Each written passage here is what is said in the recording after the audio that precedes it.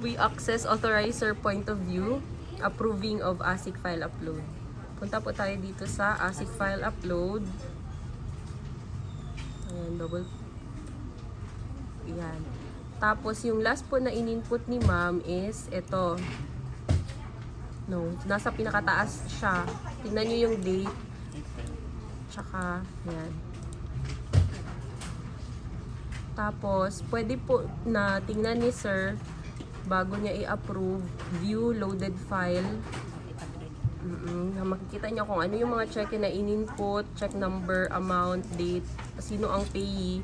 Tapos, pag na-review na po lahat, pwede nang i-X.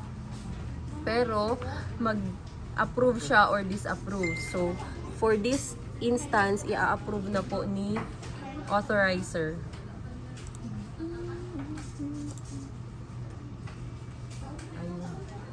So, na-approve na siya, has been authorized for processing. Pero ang status niya pending pa rin kasi it will take 30 minutes to 1 hour para pumasok sa system ni Land Bank.